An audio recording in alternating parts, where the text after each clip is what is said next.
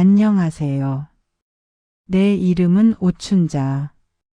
나이는 70하고도 셋, 평생을 노량진 새벽시장에서 생선 비린내 맡으며 살아온 계집입니다. 사람들은 나를 보고 억척스럽다, 독하다, 손이 맵다 별의별 소리를 다 했습니다. 맞습니다. 독하지 않으면 새벽 2시에 칼바람을 이길 수 없고 억척스럽지 않으면 얼음물에 손을 담가 생선 내장을 쳐낼 수 없습니다. 내 손은 지문이 다 닳아 없어졌고 손톱 밑에는 평생 씻어내지 못할 검은 피딱지가 앉았습니다. 하지만 나는 그 모든 소리를 씹어 삼키며 오직 내 새끼, 내 아들 하나만 보고 살았습니다. 반들반들한 검사 가운을 입은 내 아들 최강혁. 그놈이 내 인생의 자부심이고 내 삶의 이유고 내 전부였습니다. 남편 일찍 여의고 이 시장 바닥에서 구르면서도 단 한 번도 기죽지 않았던 건 검사 엄해라는 그 한마디 때문이었습니다. 사람들은 모릅니다. 내가 그저 비린내 나는 생선 장수로만 보였겠지요. 하지만 이 오춘자는 그렇게 악착같이 모은 돈으로 노량진 수산시장에서도 가장 목 좋은 상가, 건물 3채를 가진 숨은 자산가입니다. 이 수백억대 재산, 당연히 내 아들 강혁이 그놈 줄 거였습니다. 그놈이 내 친아들이 아니라는 걸, 그리고 그놈이 내 등에 칼을 꽂을 짐승 새끼라는 걸 알기 전까지는 말입니다. 이 이야기는 내 70평생이 통째로 부정당하고 가장 밑바닥까지 굴러떨어졌다가 그 짐승들의 뼈와 살을 분리해 복수한 기록입니다. 그날은 유난히 추웠습니다. 11월 첫눈이라도 올 것처럼 하늘이 무거웠지요. 나는 새벽 2시부터 시장에 나가 가장 좋은 민어와 대구를 떼었습니다. 이 손으로 만져보면 압니다. 이놈이 지금 막 바다에서 나왔는지 아니면 냉동 창고에서 잠자다 나왔는지. 내 손은 저울보다 정확했습니다. 손이 꽁꽁 얼어붙어 감각조차 무뎌졌지만 마음만은 불덩이였습니다. 오늘은 내 아들 최 검사가 장모님, 그러니까 내 사돈댁 식구들에게 나를 정식으로 소개하는 날이었거든요. 며느리 한유라. 재벌가 사모님 소리 듣는 내 며느리는 나를 탐탁지 않아 했습니다. 나한테서는 비린내가 난다, 촌스럽다, 격이 떨어진다 대놓고 말은 안 해도 그 싸늘한 눈빛이 늘 내 심장을 찔렀지요.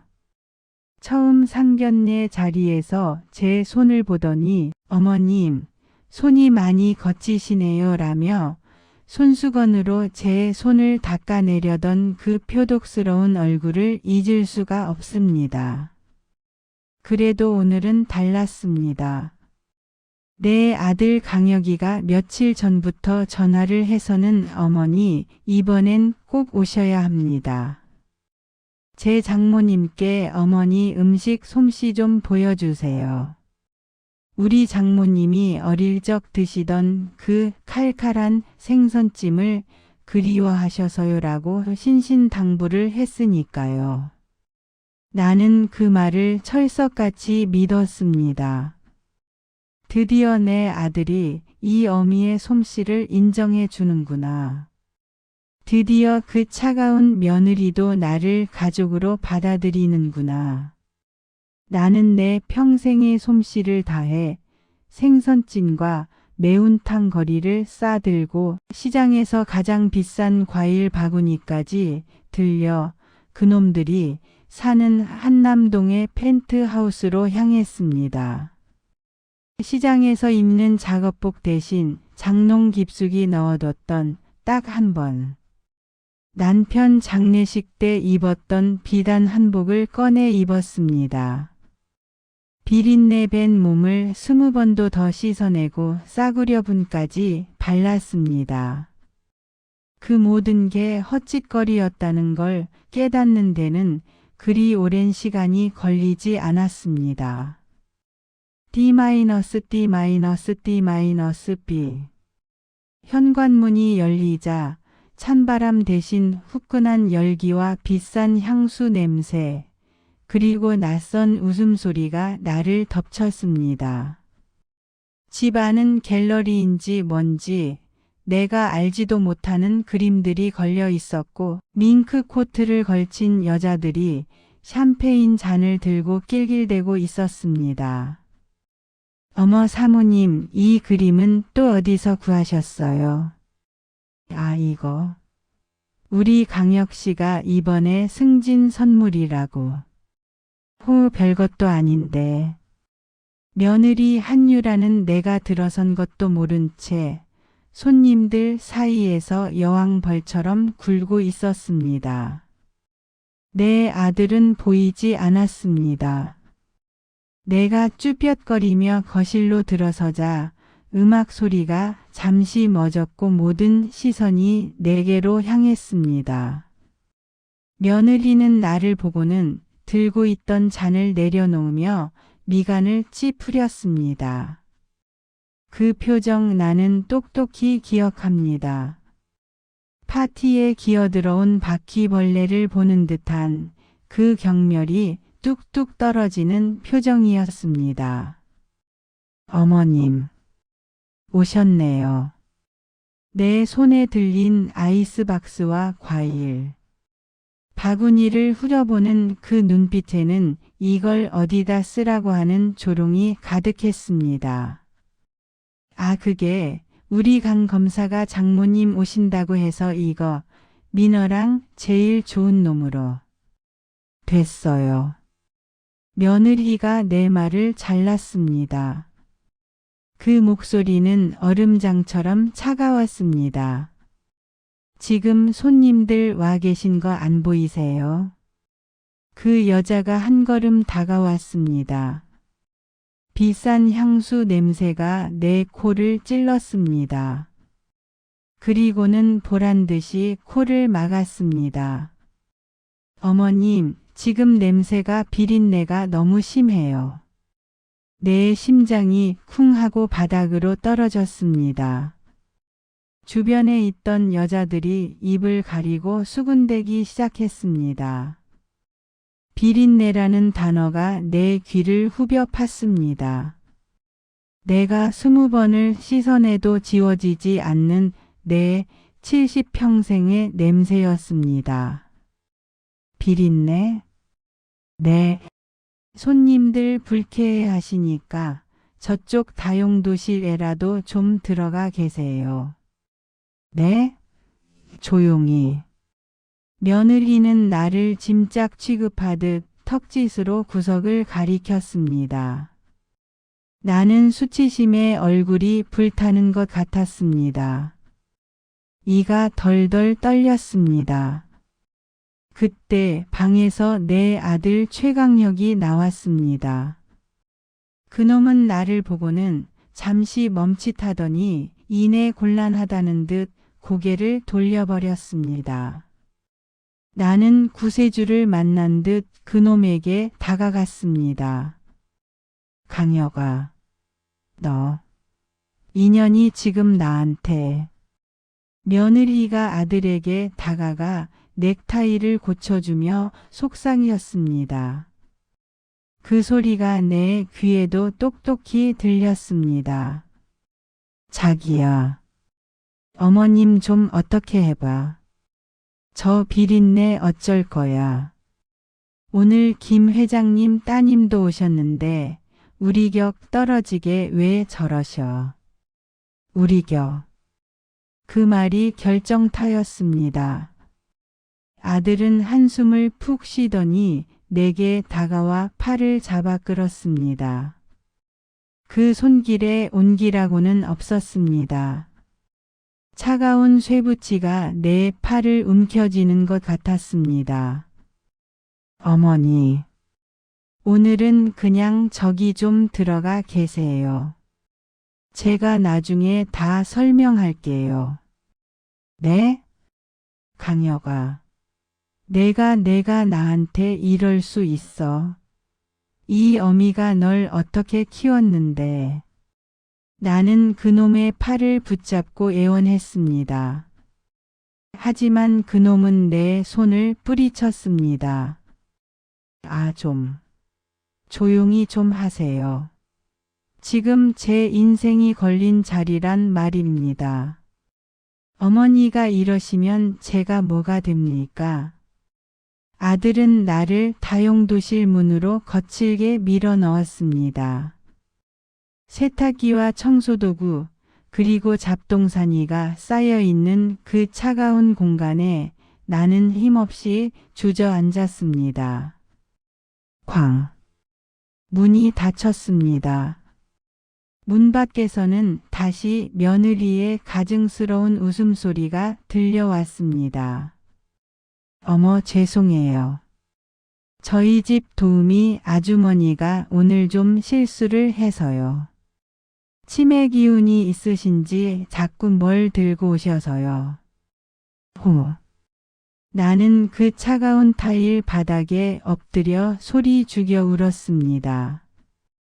내 70평생이, 내 자부심이 저 문 밖에서 비린내 나는 치매 도우미로 전락했습니다.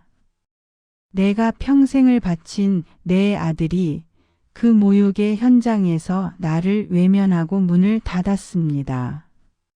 한참을 울었을까. 눈물이 말라붙을 무렵 나는 일어서려다 실수로 옆에 있던 낡은 서류 상자를 쳤습니다. 와르르. 상자에서 온갖 잡동사니와 함께 누런 서류 봉투 하나가 굴러나왔습니다. 그 상자는 아들놈이 검사 임용되기 전에 쓰던 물건들을 모아둔 것 같았습니다. 나는 무심코 그 봉투를 집어들었습니다. 붉은 글씨로 쓰인 유전자 감식 결과 보고서라는 글자가 내 눈을 사로잡았습니다. 호기심에, 아니 어쩌면 운명처럼 나는 떨리는 손으로 그 안의 서류를 꺼냈습니다. 의뢰인 최강혁, 대상자 오춘자, 관계 불일치. 나는 그 글자를 이해할 수 없었습니다. 몇 번이고 다시 읽었습니다. 판정 상기 의뢰인과 대상자는 유전학적 근거로 볼 때 목의 관계가 성립하지 않음. 불일치. 목의 관계가 성립하지 않음. 그 글자들이 내 눈앞에서 춤을 췄습니다. 머릿속이 하얗게 비었습니다. 이게 무슨 소리인가? 내 아들이 아니라니. 나는 30년 전 폭우가 쏟아지던 날 그 작은 산부인과에서 핏덩이를 낳았던 기억이 생생했습니다. 내 젖을 물고 자란 내 새끼인데 이게 무슨 날벼락인가. 나는 그 서류를 품에 구겨넣고 다용도실 문을 박차고 나갔습니다. 파티는 끝났는지 거실은 조용했습니다. 며느리와 아들놈이 소파에 앉아 와인을 마시고 있었습니다. 내가 뛰쳐나오자 두 놈은 기겁을 했습니다. 어머, 아직도 안 가셨어요? 며느리가 나를 보고 질렸다는 듯 말했습니다. 나는 곧장 아들놈, 아니 저 짐승 새끼 최강혁에게 다가가 그 서류를 면상에 집어 던졌습니다. 이게 뭐냐? 이게 뭐냐고 이 개자식아. 최강혁의 얼굴이 새하얗게 질렸습니다. 그놈은 서류를 보자마자 눈동자가 지진이라도 난 듯 흔들렸습니다. 며느리 한유라의 얼굴도 마찬가지였습니다. 나는 그 순간 깨달았습니다. 너희 둘 다 알고 있었구나. 그렇지? 너희 둘 다 나를 속이고 있었어. 이 악마 같은 것들. 어머님, 그게 아니라. 닥쳐. 내가 감히 내 어미야.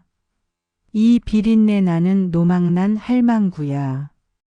최강혁이 본색을 드러냈습니다. 그놈은 와인잔을 테이블에 내던졌고 유리가 박살나는 소리가 났습니다. 그놈이 나를 밀치는 그 손길에 나는 바닥에 나뒹굴었습니다. 당신 아들, 당신 친아들은 30년 전에 이미 죽었어. 아니, 병원에서 당신 같은 팔자랑 뒤바뀌었지. 내가 그 재수 없는 놈인 줄 알았으면 당신 젖도 안 빨았어. 그 비린내 나는 젖. 그 순간 내 세상이 무너졌습니다. 나는 그 자리에 실신했습니다. 내가 다시 눈을 뜬 곳은 병원이 아니었습니다. 낯선 천장, 코를 찌르는 소독약 냄새, 그리고 축축하고 곰팡내 나는 낡은 요양병원 독실이었습니다. 창문은 쇠창살로 막혀 있었고 문은 밖에서 잠겨 있었습니다. 이게 무슨... 문 열어. 문 열란 말이야. 나는 미친 사람처럼 문을 두드리고 소리를 질렀습니다. 하지만 돌아오는 것은 복도를 지나는 간호사의 차가운 목소리뿐이었습니다. 301호 환자분 안정제 투여하세요. 묵직한 문이 열리고 낯선 사내들이 들어와 내 팔다리를 붙잡고 주사를 꽂았습니다. 나는 속절없이 무너졌습니다. 며칠 뒤 며느리 한유라가 변호사와 함께 나타났습니다. 그녀는 값비싼 코트를 입고 내 침대 옆 의자에 다리를 꼬고 앉았습니다. 마치 여왕이라도 된 듯 했습니다. 어머님, 서류에 사인 좀 하셔야겠어요. 이런 누추한 곳에 계속 계실 순 없잖아요. 이년아, 날 여기에 가뒀어? 당장 날 꺼내지 못해. 가둔 게 아니라 모신 거죠. 어머님 치매시잖아요. 그날도 갑자기 난동을 부리시고 의사 선생님도 어머님 상태가 심각하시대요. 망상에 폭력성까지. 저희 강혁 씨가 어머니 때문에 얼마나 고생했는지 몰라요. 며느리가 내민 것은 성년후견인 신청 동의서였습니다. 내 모든 재산을 치매 노인 오춘자 대신 아들 최강혁과 며느리 한유라가 관리하겠다는 서류였습니다. 내 노량진 상가 건물, 내 땅, 내 평생이 담긴 통장. 그 모든 것을 저 짐승들에게 넘기라는 것이었습니다. 내가 죽어도 사인 못한다. 이 악마 같은 년. 나는 서류를 갈기갈기 찢어 며느리년의 얼굴에 던졌습니다. 하지만 그녀는 눈 하나 깜짝하지 않았습니다. 오히려 잔인한 미소를 지었습니다. 어머님, 순순히 사인하시면 편하실 거예요. 안 그러면 어머님 친아들 지금 어디서 뭘 하는지 아세요? 나는 숨이 멎는 것 같았습니다. 뭐라고? 찾아봤죠.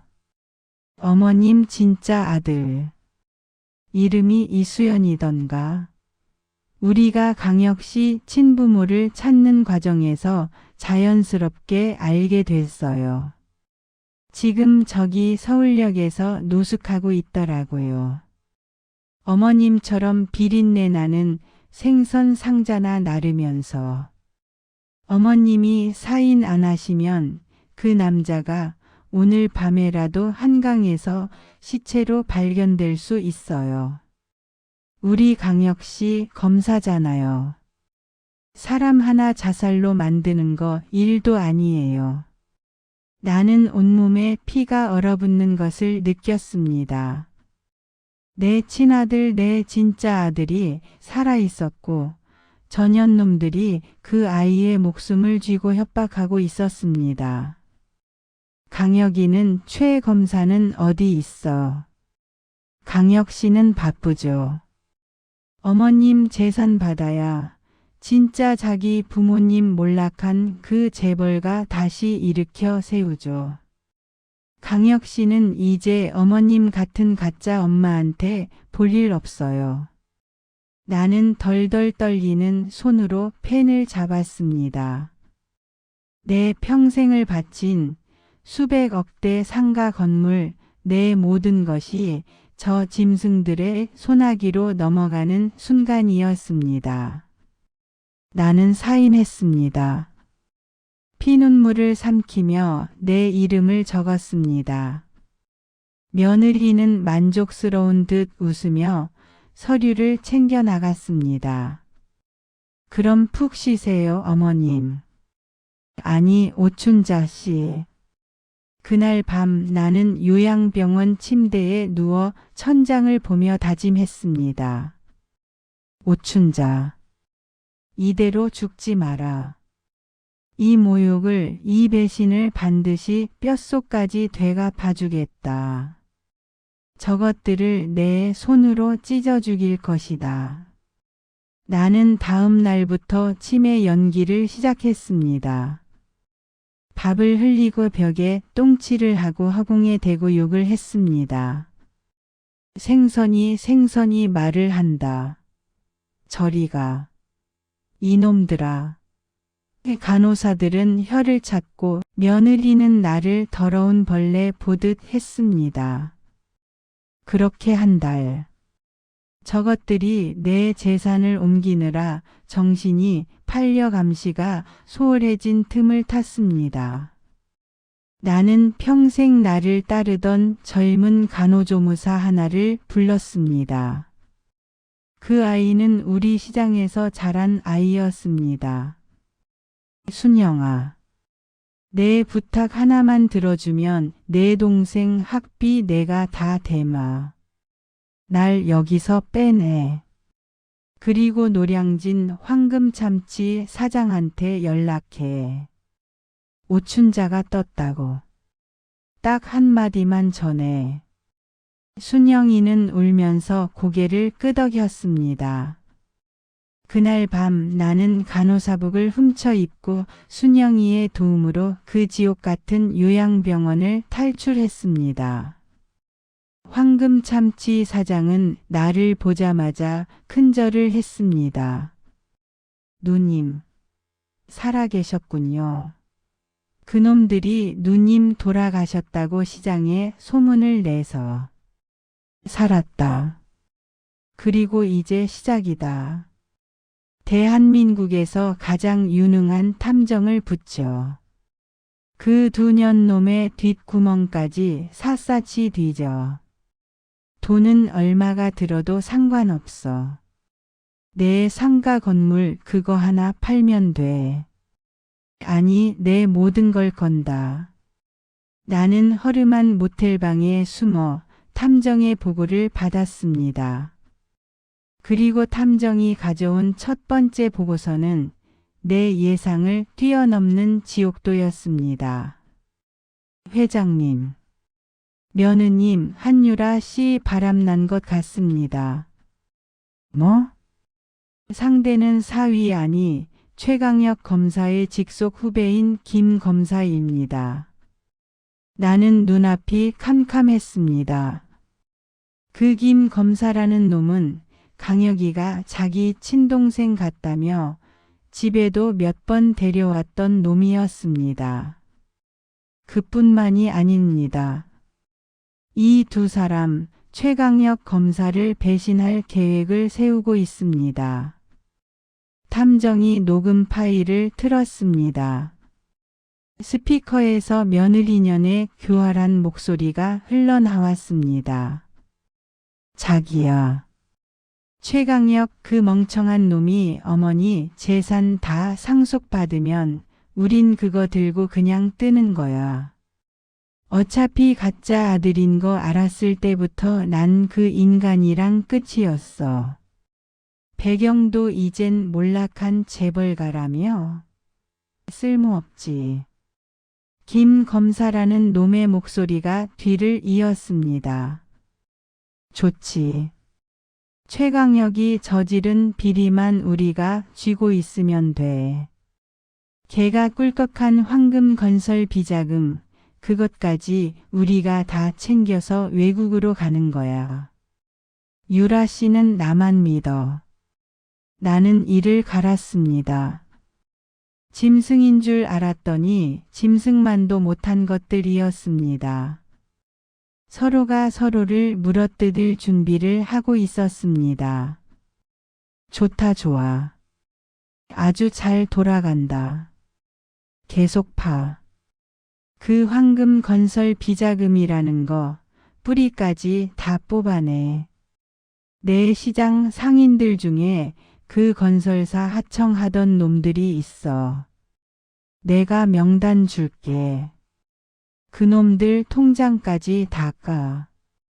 나는 내 모든 인맥과 돈을 쏟아부었습니다.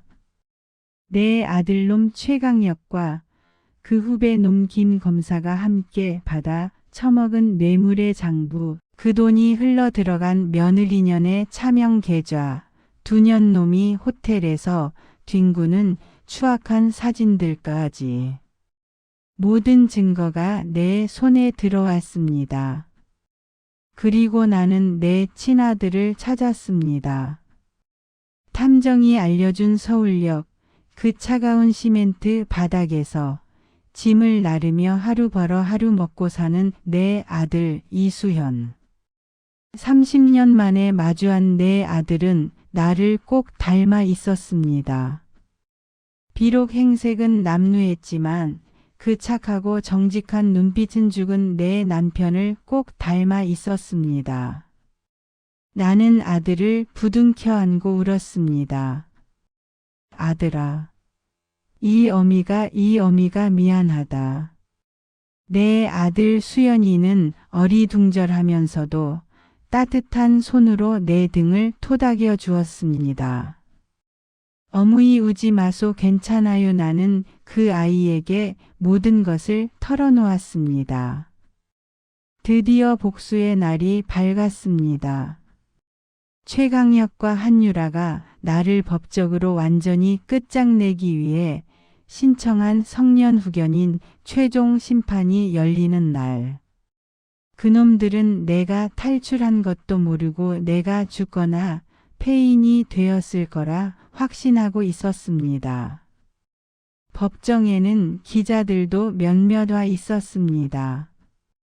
유명 검사, 치매 노모의 재산을 지키기 위해 타위의 기사를 쓸 준비를 하고 있었겠지요. 최강력과 한유라는 최고급 정장을 차려입고 피해자 코스프레를 하고 있었습니다. 며느리 한유라가 먼저 증인석에 섰습니다. 존경하는 판사님, 저희 어머님이 치매가 너무 심하셔서 저를 보고 죽은 남편이라고 하시고 얼마 전에는 생선을 사람이라며 불쌍해서 더는 못 보겠습니다. 저희 남편이 감당하기에 너무 가증스러운 악어의 눈물이었습니다. 아들놈 최강력이 뒤를 이었습니다. 어머니를 좋은 요양병원에 모시고자 하는 자식의 마음을 부디 헤아려 주십시오. 어머니의 남은 생을 저희가 편안히 모시겠습니다. 판사가 고개를 끄덕이며 나를 불렀습니다. 요양병원에서 보낸 환자 오춘자를 호명했습니다. 그때 법정 문이 열렸습니다. 나는 시장에서 입던 낡은 몸빼바지가 아니었습니다. 내가 가진 돈으로 맞춘 가장 기품 있고 깨끗한 비단 한복을 차려입고 내 진짜 아들 이수연의 부축을 받으며 당당하게 걸어 들어갔습니다. 증증인, 판사도 검사도 그리고 객석에 앉은 두 짐승도 모두 경악했습니다. 최강혁과 한유라의 얼굴은 귀신이라도 본 듯 새하얗게 질렸습니다. 나는 증인석에 섰습니다. 판사님, 저는 치매가 아닙니다. 그럼 왜 아드님과? 하지만 저는 저놈의 어미가 아닙니다. 나는 품속에서 유전자 검사지를 꺼내 제출했습니다. 저기 앉아있는 최강혁 검사는 제 아들이 아닙니다. 여기 30년 전 병원에서 뒤바뀐 증거가 있습니다. 법정이 술렁였습니다. 기자들의 카메라 플래시가 터지기 시작했습니다. 어머니, 무슨 그런. 어머니 정말 치매가. 저 서류는 위조된 겁니다.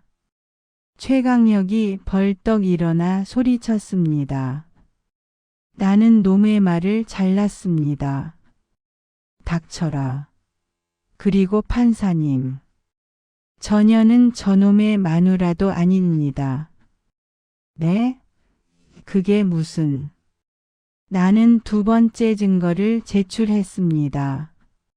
며느리년과 김 검사가 호텔에서 뒹구는 사진 수십 장이었습니다.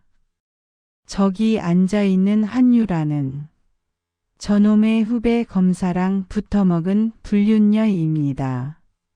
여기 두 년놈이 저놈을 배신하고 내 재산을 통째로 가로채려 모의한 증거 사진입니다. 사진이 법정 스크린에 떴습니다. 두 짐승이 벌거벗고 엉켜있는 낮 뜨거운 장면에 객석에서는 비명이 터져 나왔습니다. 최강혁은 스크린을 보고는 이성을 잃었습니다. 한유라. 이게 같은 년.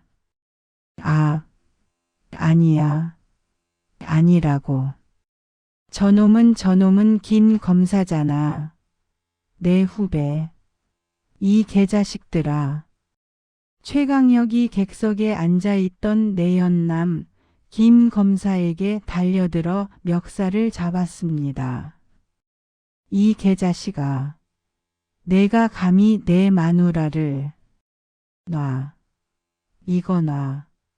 너 같은 가짜 새끼 마누라인 줄 알았으면 내가 건드렸겠어. 두 놈이 법정 한복판에서 주먹질을 하기 시작했습니다.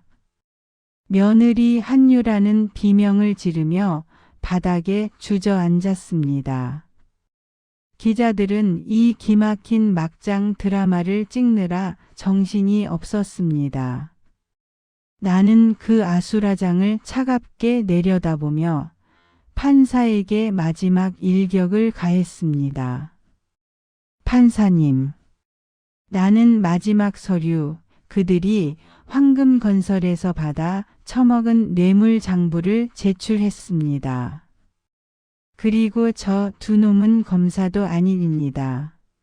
저것들은 국민의 피를 빠는 거머리이자 함께 뇌물을 나눠 처먹은 공범입니다. 여기 두 놈이 황금건설에서 수십억대 뇌물을 수수하고 사건을 조작한 증거 장부 원본이 있습니다. 그리고 그 돈이 저기 쓰러져 있는 한유라의 차명 계좌로 흘러 들어간 내역입니다. 그 순간 법정의 모든 움직임이 멈췄습니다. 주먹질을 하던 최강혁과 김 검사가 동시에 나를 돌아봤습니다. 그 눈에는 공포가 가득했습니다. 판사가 망치를 내리쳤습니다. 경비. 저 두 사람을 뇌물수수 및 공무집행 방해 혐의로 당장 체포하시오. 그리고 증인 한유라 또한 공모 혐의로 출국 금지 조치하고 즉시 조사에 착수하시오. 철커. 두 놈의 손목에 차가운 수갑이 채워지는 소리가 법정에 울려 퍼졌습니다. 며느리 한유라는 내가 아니야 난 몰라라는 말만 중얼거리다 실신한 듯 바닥에 쓰러졌습니다. 나는 증인석에서 천천히 일어났습니다. 그리고 수갑을 찬 채 끌려나가는 최강혁에게 다가갔습니다. 그놈은 넋이 나간 표정으로 나를 바라보고 있었습니다. 나는 그놈의 귓가에 나만 들릴 정도로 속삭였습니다. 강혁아. 아니 최 검사. 넌 내 아들이 아니라서 버림받는 게 아니야. 넌 짐승이라서 버림받는 거다. 내가 그토록 경멸하던 그 비린내 나는 감방에서 내 평생을 썩어라. 나는 유유히 법정을 걸어 나왔습니다. 문 밖에서는 내 진짜 아들 수연이가 눈물을 흘리며 나를 기다리고 있었습니다. 나는 아들의 손을 잡았습니다. 아들아, 집에 가자. 이 어미가 뜨끈한 생선찌개 끓여줄게. 그날 내 70평생의 지옥이 끝나고 진짜 내 인생이 다시 시작되었습니다. 법정의 문이 닫히고 내 70평생을 짓누르던 지옥의 무게가 잠시 가벼워지는 듯 했습니다. 기자들의 플래시가 나를 향해 미친 듯이 터졌고 사람들은 오춘자 여사를 외치며 내게 마이크를 들이밀었습니다. 하지만 내 눈에는 아무것도 보이지 않았습니다. 내 귀에는 아무것도 들리지 않았습니다. 나는 오직 내 옆에 서 있는 나를 부축하고 있는 이 착한 아들, 내 진짜 아들 이수연의 손만을 꽉 잡았습니다. 아들아 수연아, 어머니 이제 다 끝났어요. 다 끝났어. 수연이는 울고 있었습니다. 30년 만에 만난 어미가 지옥불에서 악기들과 싸우는 꼴을 보았으니 그 심정이 오죽했겠습니까? 나는 내 아들의 거친 손을 잡고 아수라장이 된 법원을 빠져나왔습니다. 황금참치 사장이 검은 차를 대기시켜 놓았습니다. 차에 올라타자마자 나는 긴장이 풀려 실신할 뻔했습니다. 누님, 괜찮으십니까? 병원으로. 아니다 병원 말고. 시장으로 가자. 내 집으로 가자. 내 집은 한남동의 그 으리으리한 펜트하우스가 아니었습니다. 내 집은 비린내와 사람 냄새가 뒤엉킨 내 젊은 날이 고스란히 묻어있는 노량진. 수산시장 2층의 낡은 상가 건물이었습니다. 시장은 발칵 뒤집혔습니다. 내가 탄 차가 시장 입구에 서자 상인들이 오 회장님 오셨다. 누님, 살아계셨다. 며 길을 열었습니다. 그들은 내 손을 잡고 울었고 나는 그제야 내가 진짜 살아 돌아왔음을 실감했습니다. 그날 밤 나는 내 진짜 아들 수연이와 내 집에서 30년 만에 첫 밥을 먹었습니다. 나는 내 아들을 위해 뜨끈한 생선찌개를 끓였습니다. 어머니 근데요 이거 너무 많아요. 수연이는 내 수백억대 상가 건물을 보고도 놀라지 않았지만 상다리가 휘어지게 차린 저녁상 앞에서는 어쩔 줄을 몰라 했습니다. 평생을 서울역에서 3,000원짜리 국밥으로 연명해온 내 아들이었습니다. 먹어라. 내 새끼 그동안 못 먹은 거 이 어미가 평생 다 해줄게. 하지만 그 행복은 그리 길지 않았습니다. 일주일 뒤 세상이 다시 한번 뒤집혔습니다. 법정에서 수갑을 찾던 며느리년 한유라가 풀려났습니다. 그년의 재벌가 애비 대진그룹 한 회장이 직접 나서서 대한민국 최고의 로펌을 고용했습니다. 불구속 수사라는 명목이었습니다. 아들놈 최강혁과 내연남 김 검사는 꼼짝없이 구치소에 갇혔지만 뱀 같은 그년만 빠져나온 것입니다. 그리고 그날 저녁 텔레비전 구시 뉴스에 한유라 그년이 나타났습니다. 병원복을 입고 링거를 꽂은 채로 눈물로 기자회견을 하고 있었습니다. 억울합니다. 저는 아무것도 몰랐습니다. 그저 남편을 사랑한 죄밖에 없습니다. 시어머니 아니 오춘자 씨는 처음부터 저희 남편이 친아들이 아닌 것을 알고 접근했습니다. 나는 내 귀를 의심했습니다. 그분은 저희 시아버님 최강혁의 친부의 재산을 노리고 30년 전 병원에서 의도적으로 아이를 바꿔치기 한 유괴범입니다. 그런 괴물 같은 사람이 제게 누명을 씌우고 제 남편을 파멸시켰습니다.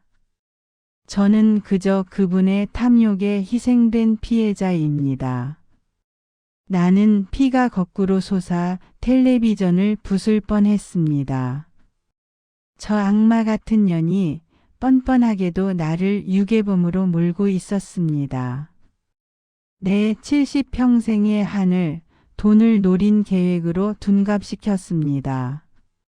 그때부터였습니다. 세상의 여론이 바뀌기 시작했습니다. 충격 단독. 노량진 생선 장수 오춘자 30년 전 재벌 3세 유괴했나. 한유라 측 눈물의 호소 남편도 저도 피해자. 시어머니가 가해자 검찰 오춘자 유전자 감식 경위 재수사 착수 불법 증거 논란. 그년의 돈이 그년 애비의 권력이 언론을 사고 검찰을 움직이기 시작한 것입니다. 법정에서 내가 제출했던 모든 증거들은 불법 수집 증거라며 채택이 보류되었습니다. 나는 순식간에 복수의 화신에서 탐욕스러운 유괴범이 되어가고 있었습니다. 황금참치 사장이 헐레벌떡 뛰어들어왔습니다. 누님, 큰일 났습니다. 검찰에서 누님 상가 건물 전체에 대해 압수수색 영장을 발부했습니다. 누님이 불법으로 재산을 증식했다는 혐의랍니다. 최강혁 그놈이 지 애비한 회장과 짜고 구치소 안에서 저를 공격하기 시작한 것입니다. 내가 평생 피땀 흘려 모은 재산을 불법 증식이라는 누명을 씌워 빼앗고 나를 파렴치범으로 만들 작정이었습니다. 개자식들. 나는 당장이라도 쫓아가 그년의 머리채를 잡고 싶었지만 내 아들 수연이가 나를 막아섰습니다. 어무이 참으세요. 저것들 뜻대로 되는 거예요. 수연아. 어무이. 우리는 정직하게 살았잖요. 하늘이 알 거예요. 나는 내 아들의 그 순진한 믿음이 가슴 아팠습니다. 하늘, 저것들은 하늘도 돈으로 살 수 있는 놈들이었습니다. 아니다, 아들아. 하늘은 스스로 돕는 자를 돕는 법이다. 저것들이 돈으로 법을 샀다면 나는 내 방식으로 싸워야지. 나는 황금참치 사장과 탐정을 다시 불렀습니다. 한유라 그년 애비 대진그룹 한 회장. 그놈 뒷구멍을 파. 뇌물장부? 그딴 건 깃털이겠지. 그놈들 일가 전체를 무너뜨릴 수 있는 핵심을 찾아내. 내 상가 세 채를 다 팔아서라도 그놈들 숨통을 끊을 증거를 가져와. 탐정의 눈이 빛났습니다. 회장님, 사실 찾고 있었습니다. 한유라가 왜 그렇게까지 하는지 이상해서 파봤습니다. 대진그룹 지금 껍데기만 남았습니다. 무리한 사업 확장으로 부도 직전입니다. 그래서 회장님 재산에 더목을 맨 겁니다. 부도 직전? 네. 그리고 한 회장이 마지막 발악을 준비 중입니다. 해외 페이퍼 컴퍼니를 통해 거대한 비자금을 조성하고 있습니다. 만약 이 비자금만 찾으면 대진그룹은 끝입니다. 찾아내. 당장. 하지만 놈들의 반격은 내 예상보다 빨랐습니다. 그날 밤 내 아들 수연이가 시장에서 짐을 나르고 돌아오는 길에 웬 검은 트럭이 수연이를 향해 돌진했습니다. 크악. 수연이는 가까스로 몸을 피했지만 팔이 부러지고 다리가 찢어지는 중상을 입었습니다. 명백한 살인 시도였습니다. 병원 응급실 깁스를 한 아들을 보며 나는 온몸이 떨렸습니다. 이것은 경고였습니다. 한유라 그년이 보낸 경고였습니다. 까불지 마라. 다음은 내 진짜 아들 목숨이다. 내 아들이 나 때문에 또다시 죽을 뻔했습니다. 나는 응급실을 나와 비상계단에서 주저앉아 울었습니다. 내 70평생이 내 아들의 목숨 하나 지키지 못하는 무력함으로 가득 찼습니다. 내가 틀린 걸까? 내 복수심이 내 유일한 핏줄을 또다시 위험에 빠뜨렸습니다. 그때였습니다. 내 주머니에서 전화가 울렸습니다. 모르는 번호였습니다. 여보세요. 오춘자 씨입니까? 낯선 중년 여자의 목소리였습니다. 목소리는 불안에 떨고 있었고 그 너머로 값비싼 오디오에서 흘러나올 법한 클래식 음악 소리가 희미하게 들렸습니다. 누구신데? 저는 한유라의 어미입니다. 나는 숨이 멎는 줄 알았습니다. 한유라의 애비 대진그룹 한 회장이 아닌 그 마누라 며느리년의 어미였습니다. 대진그룹의 진짜 안주인. 무슨 볼일이시죠? 당신 딸년이 내 아들을 죽이려 했는데. 알고 있습니다. 그래서 전화했습니다. 오춘자 씨. 내 딸 유라와 내 남편 한 회장을 멈추게 해주세요. 나는 이 기막힌 상황을 이해할 수 없었습니다. 뭐라고요? 그 인간들은 괴물입니다. 나는 평생을 그 인간들 소나기에서 놀이개처럼 살았습니다. 유라가 당신 아들 아니 최강력 검사와 결혼한 것도 사실은 검찰을 우리 집 개로 쓰기 위한 정략 결혼이었습니다. 유라가 그 애비의 추악한 전만 쏙 빼닮았지요. 그런데 왜 이제 와서 나한테 전화를 하신 겁니까? 전화기 너머로 여자의 흐느낌이 들려왔습니다. 그 인간이 한 회장이 내 마지막 남은 것까지 빼앗으려 합니다. 제 친정 재산까지 전부 비자금으로 돌려 해외로 도망칠 준비를 하고 있어요. 날 버리고요. 그래서요. 오춘자 씨.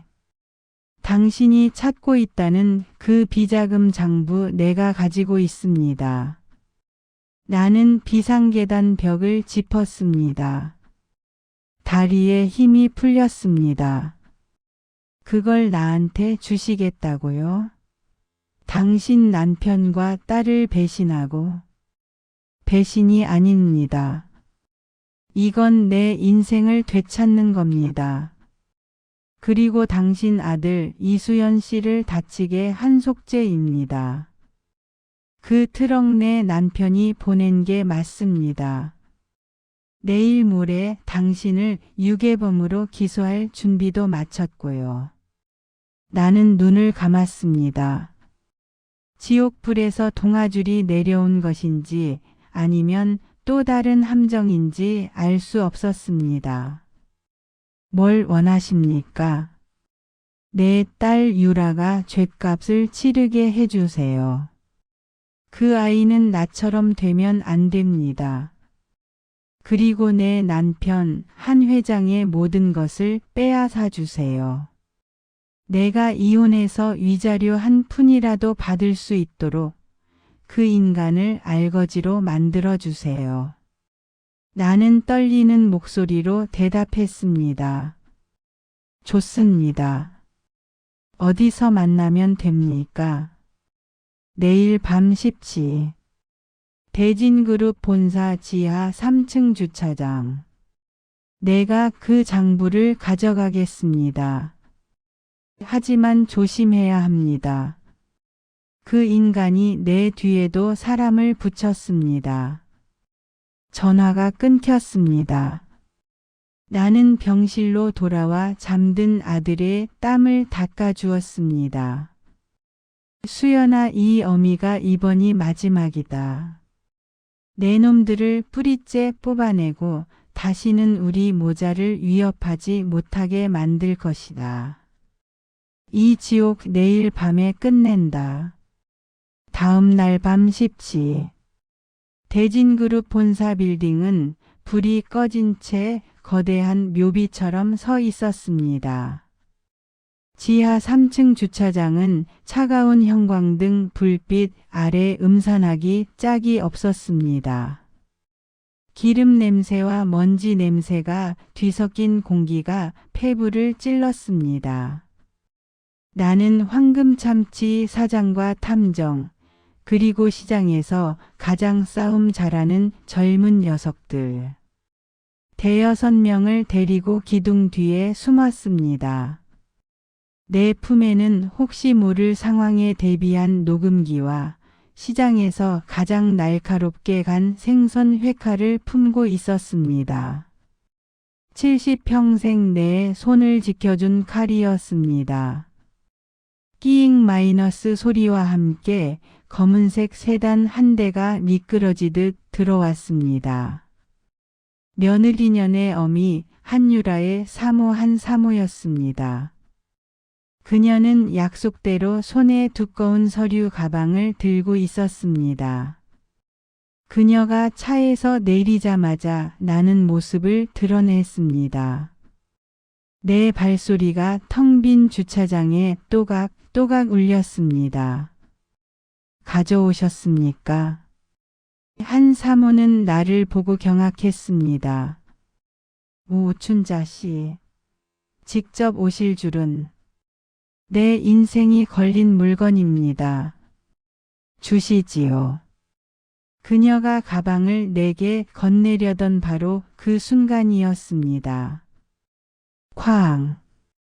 주차장 입구에 철제 셔터가 닫히는 소리가 울려 퍼졌습니다.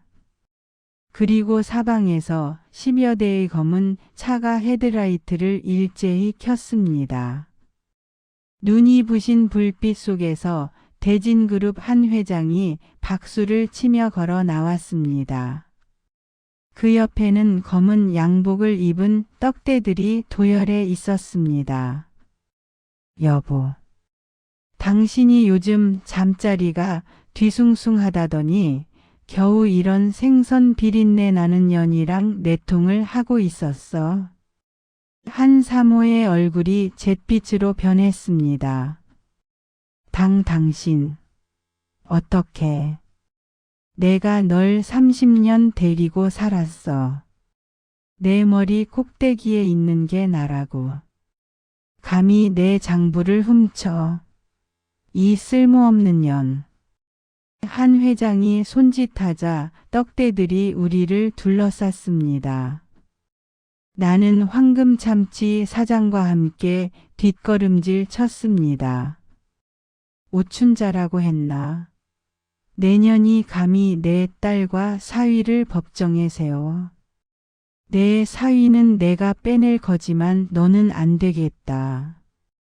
오늘 여기서 내 진짜 아들놈이랑 같이 사라져 줘야겠어. 내년이 내 마누라 손에 죽었다고 하면 그림이 딱 좋겠군. 한 회장이 낄낄 웃으며 한 사모의 머리채를 잡아야 했습니다. 여보, 마지막으로 할 일이야. 이 서류 가방 전현한테서 빼서. 한 사모는 공포에 질려 울부짖었습니다.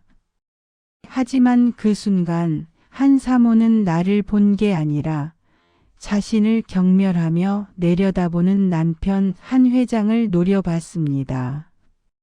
이게 자식. 한 사모는 돌연내 손에서 서류 가방을 낚아채더니 그걸 자신의 등 뒤로 숨겼습니다. 이건 내 거야. 내 친정 재산까지 다 털어넣은 내 돈이라고. 너한테는 10원 한 장도 못 줘. 이 미친년이. 한 회장의 손바닥이 한 사모의 뺨을 후려쳤습니다. 짝 하는 소리가 주차장을 울렸습니다. 나는 그 꼴을 보고 있었습니다. 나는 평생 남자에게 맞아본 적이 없었습니다. 내 남편은 일찍 죽었지만 살아생전 나에게 손끝 하나 댄 적 없는 사람이었습니다. 이봐, 회장 양반. 내가 낮은 목소리로 말했습니다. 뭐야, 이 할망구는. 나는 내 아들이 짐승이 된 것도 용서 못하지만 계집 때리는 사내놈은 더 용서 못해. 나는 품속에서 회칼을 꺼내 들었습니다. 70평생 생선 대가리를 쳐내던 그 칼이었습니다. 차가운 형광등 불빛에 칼날이 번뜩였습니다. 내 놈들, 이 할미가 오늘 여기서 직접 뼈와 살을 분리해 주마. 떡대들이 나를 비웃으며 다가오는 순간 내가 소리쳤습니다. 지금이다. 황금참치. 예, 누님. 내 뒤에 숨어있던 황금참치 사장과 시장 청년들이 쇠 파이프와 얼음 깨는 송곳을 들고 동시에 튀어나왔습니다. 내 놈들이 검사면 우리는 시장 상인이다. 어디 깡으로 붙어보자. 주차장은 순식간에 아수라장이 되었습니다. 양복 입은 떡대들과 100kg짜리 참치를 나르던 시장 청년들의 싸움이었습니다. 결과는 뻔했습니다. 폰만 잡던 떡대들은 이 악물고 덤벼드는 시장 사람들의 기세에 밀리기 시작했습니다. 그 틈을 타 한 회장이 한 사모에게서 서류 가방을 빼앗으려 했습니다. 한 사모는 비명을 지르며 가방을 끌어안았고 한 회장은 짐승처럼 그 가방을 찢으려 했습니다. 그 가방. 이리 내놔. 나는 그 둘을 향해 달려들었습니다. 그리고 그때 끼 하는 날카로운 소리와 함께 주차장 셔터가 다시 열렸습니다. 이번에 쏟아져 들어온 것은 검은 차가 아니었습니다. 빨갛고 파란 경광등을 단 경찰차와 검찰 수사 차량이었습니다. 움직이지 마. 모두 손들어.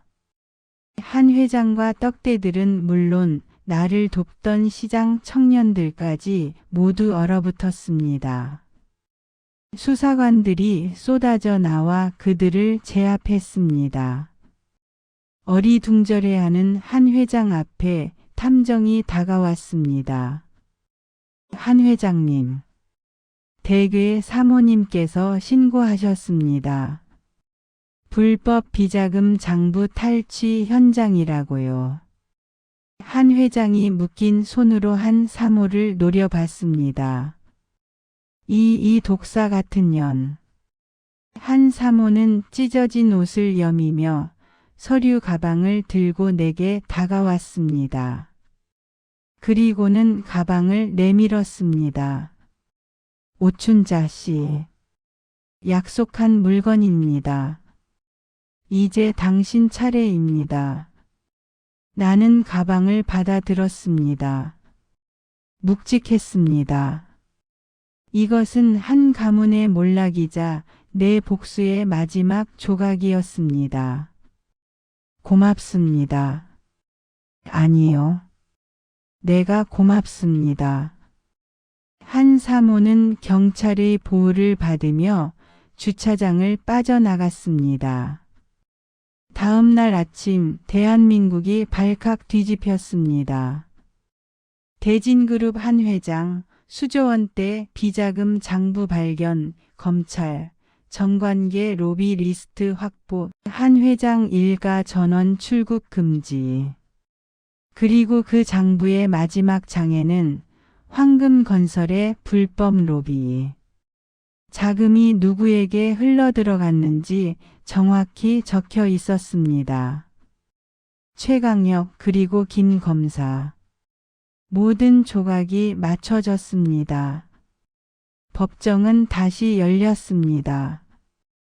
이번에는 성년후견인 따위의 시시한 재판이 아니었습니다. 대한민국을 뒤흔든 대진그룹 게이트 특별 재판이었습니다. 피고인석에는 4명의 짐승이 나란히 앉아 있었습니다. 대진그룹 한 회장, 내 며느리년 한유라, 내 가짜 아들 최강혁, 그리고 그 내연남 김 검사. 모든 악기들이 한자리에 모인 것입니다. 증인석에 이번에는 내가 아닌 한 사모가 섰습니다. 그녀는 담담하게 남편과 딸이 저지른 모든 죄악을 증언했습니다. 며느리년 한유라는 엄마. 어떻게 나한테 이럴 수 있어. 내가 엄마 딸이잖아. 라며 울부짖었습니다. 한 사모는 차갑게 딸을 내려다보며 말했습니다. 넌 내 애비의 딸이었지 내 딸인 적이 없었다. 그리고 마침내 내가 증인석에 섰습니다. 나는 피고인석을 천천히 후려봤습니다. 한 회장은 여전히 오만했고 며느리녀는 실성한 듯 울고 있었고 김 검사는 고개를 숙이고 있었으며 내 가짜 아들 최강혁은 나를 노려보고 있었습니다. 증인 오춘자. 저들과의 관계를 설명하시오. 나는 마이크를 잡았습니다.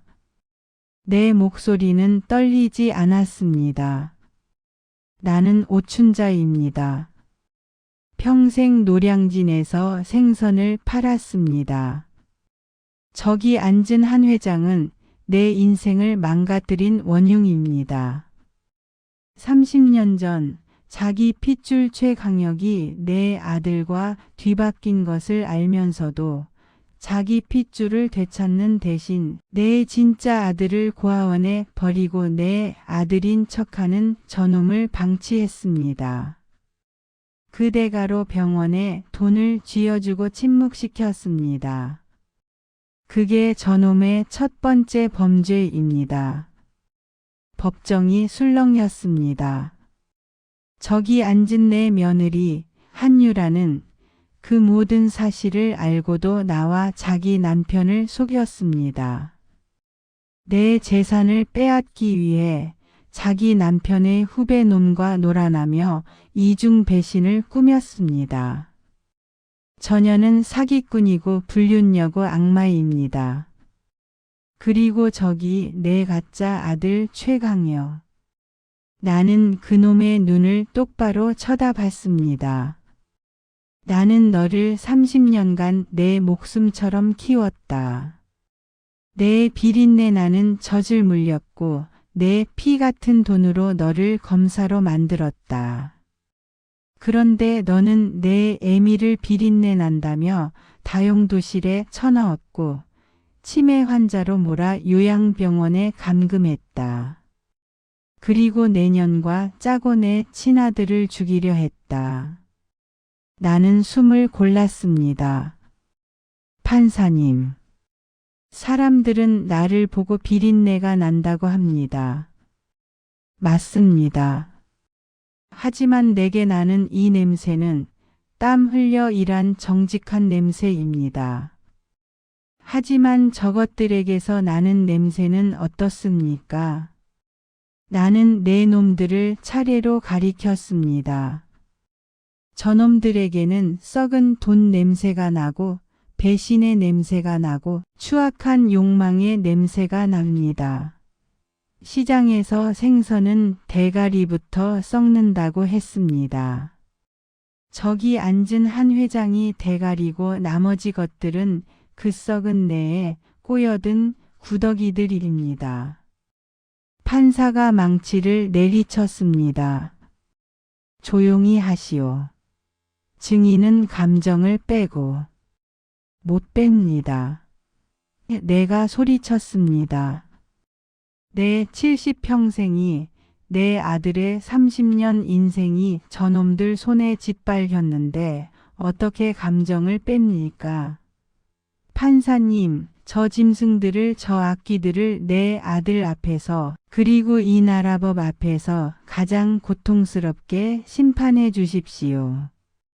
판결은 일주일 뒤에 내려졌습니다.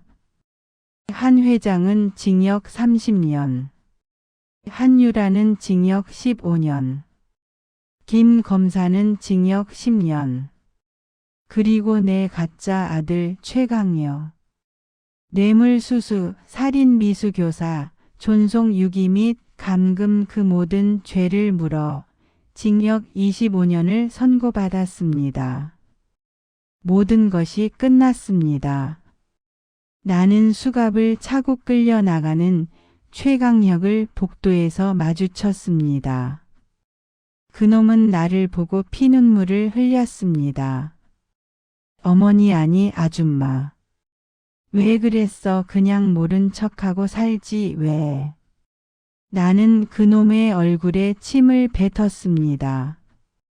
짐승 새끼. 넌 내 아들이 아니라서 버림받는 게 아니야. 넌 짐승이라서 버림받는 거다. 내가 그토록 경멸하던 그 비린내 나는 감방에서 내 평생을 썩어라. 나는 그놈을 뒤로하고 법정을 걸어 나왔습니다. 문 밖에는 내 진짜 아들 수연이가 눈물을 흘리며 나를 기다리고 있었습니다.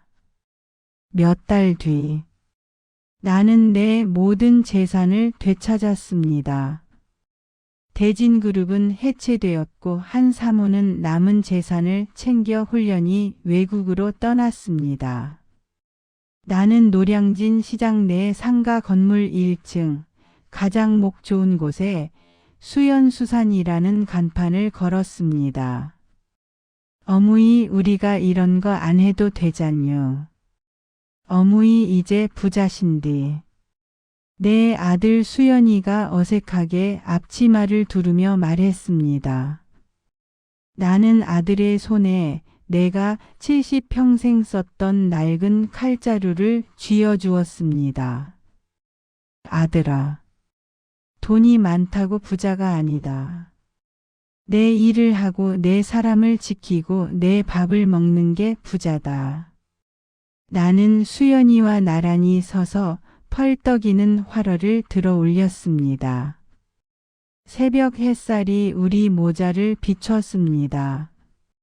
그리고 아들아, 이 냄새를 기억해라. 이건 비린내가 아니다. 이건 돈 냄새고 밥 냄새고 우리가 살아있다는 사는 냄새다. 나는 73년 만에 처음으로 내 인생의 냄새를 사랑하게 되었습니다. 내 지옥은 끝났고 내 진짜 인생은 내 아들과 함께 다시 시작되었습니다.